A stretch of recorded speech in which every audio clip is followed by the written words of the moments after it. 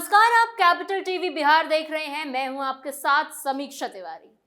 बिहार की राजनीति में एक बार फिर माहौल गर्मा गया है। इस बार मामला सिर्फ एक विधायक पर हमले का नहीं है, बल्कि उस डर और दबंगई की राजनीति का है जिसकी याद आते ही लोगों के मन में आज भी जंगल राज शब्द गूंजने लग जाता है। हिंदुस्तानी आवाम मोर्चा यानी हम पार्टी के राष्ट्रीय अध्यक्ष और बिहार सरकार के मंत्री संतोष कुमार सुमन ने राजद विधायक और बिहार के नेता प्रतिपक्ष तेजस्वी यादव को खुली चुनौती देते हुए साफ कहा कि बिहार अब बदल चुका है और अब किसी एक खास जाति की दबंगई नहीं चलने वाली। उनके बयान ने बिहार की राजनीति में फिर से नया तूफान खड़ा कर दिया है। क्या है पूरी खबर, बताएंगे आपको स्पेशल स्टोरी में। जंगल राज की वापसी की सियासी साजिश, तेजस्वी जी समर्थकों को मर्यादा सिखाइए। अपने आधिकारिक एक्स हैंडल पर संतोष कुमार सुमन ने जो बातें लिखी वो सीधे तौर पर राजद और उसके समर्थकों पर हमला मानी जा रही है। उन्होंने लिखा कि तेजस्वी जी अपने समर्थकों को जरा मर्यादा में रखिए। बिहार अब बदल चुका है। अब दलित समाज डरने वाला नहीं है, अपने समाज की रक्षा करना जानता है। अगर जीतन राम मांझी जी की किसी सिपाही को डराने या धमकाने की कोशिश हुई तो लोकतांत्रिक तरीके से उसी भाषा में जवाब मिलेगा। बिहार में किसी एक खास जाति की दबंगई का दौर खत्म हो चुका है। अब हर समाज बराबरी, सम्मान और अधिकार के साथ जीना चाहता है। ये बयान ऐसे समय में आया है जब गया जिले के बाराचट्टी से हम पार्टी की विधायक ज्योति देवी के काफिले पर हमला होने का मामला लगातार तूल पकड़ता नजर आ रहा है। जिस तरह से इस घटना की बातें सामने आई, उसने कई पुराने सवाल फिर से खड़े कर दिए हैं। क्या बिहार में फिर वही डर का माहौल बनाने की कोशिश हो रही है? क्या फिर से लोगों को जाति के नाम पर दबाने और डराने की राजनीति शुरू हो गई है? और सबसे बड़ा सवाल, क्या राजद अभी भी उसी जंगल राज वाली सोच से बाहर नहीं निकल पाया जिसके कारण कभी बिहार की पहचान खराब हुई थी? बताया गया कि रविवार की शाम मोहनपुर थाना क्षेत्र के गंभीरा गांव के पास बाराचट्टी विधायक ज्योति देवी के साथ कुछ असामाजिक तत्वों ने दुर्व्यवहार किया। उनके सुरक्षा कर्मियों के साथ हाथापाई भी की गई।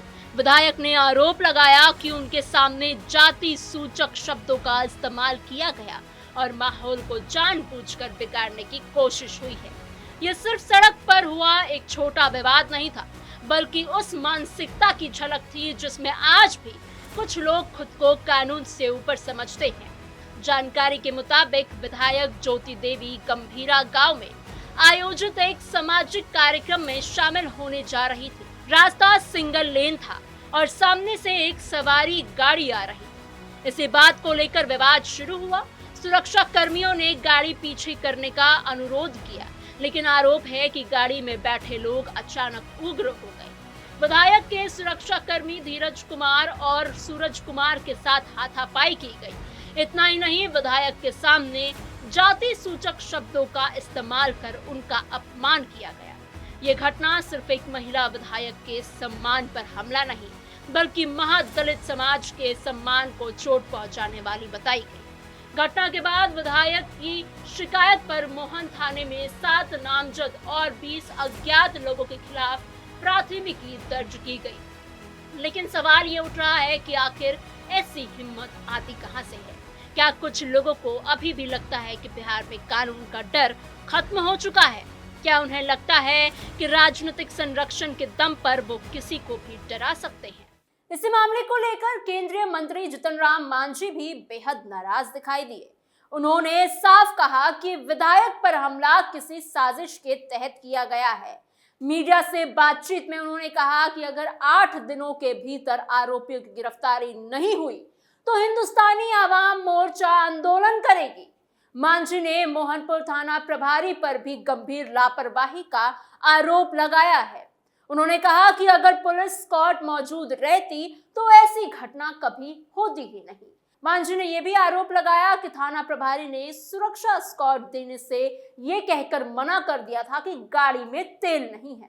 लेकिन ये घटना के बाद जब पुलिस मौके पर पहुंची तो आखिर गाड़ी में तेल कहां से आ गया? उनका ये सवाल सीधे पुलिस प्रशासन की भूमिका पर सवाल खड़ा करता है। मांझी ने कहा कि पुलिस चाहती तो उसी समय आरोपियों को पकड़ सकती थी, लेकिन हमलावर आराम से फरार हो गए। सबसे बड़ी बात यह रही कि मांझी ने साफ तौर पर कहा कि महादलित समाज की विधायक होने की वजह से ज्योति मांझी के खिलाफ साजिश रची जा रही है। ये बयान बिहार की जातीय राजनीति की उस सच्चाई को सामने लाता है जिससे पूरा राज्य आज भी पूरी तरह बाहर नहीं निकल पाया है।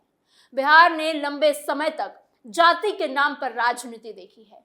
लोगों को बांटा गया है, डराया गया, धमकाया गया, और जब भी जंगल राज शब्द बोला जाता है तो लोगों के दिमाग में वही दौर आता है जब अपराधियों का मनोबल ऊंचा था, कानून कमजोर दिखाई देता था और आम आदमी खुद को सुरक्षित महसूस करता था।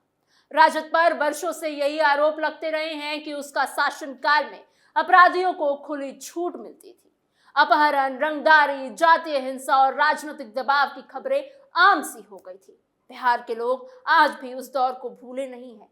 यही वजह है कि जब भी किसी दलित या महादलित नेता पर हमला होता है तो उसमें जाति सूचक शब्दों के इस्तेमाल की बात सामने आती है, तो लोगों को फिर वही पुराना दौर याद आ जाता है। अब सवाल यह है कि क्या तेजस्वी यादव की राजनीति भी उसी रास्ते पर जा रही है? क्या उनके समर्थकों में अब भी वही मानसिकता बची हुई है जिसमें कि विरोध करने वाले को डराने की कोशिश की जाती है? संतोष कुमार सुमन का बयान इसी तरफ इशारा करता है। उन्होंने साफ कहा कि अब बिहार बदल चुका है और दलित समाज अब डरने वाला नहीं है। ये सिर्फ एक राजनीतिक बयान नहीं था, बल्कि उस मानसिक बदलाव की बात थी जो बिहार में पिछले कुछ वर्षों में देखने को मिली। तेजस्वी पर एनडीए का बड़ा हमला, बिहार में कानून बड़ा या राजनीतिक ताकत? बीजेपी की तरफ से भी इस मामले पर तीखी प्रतिक्रिया सामने आई है।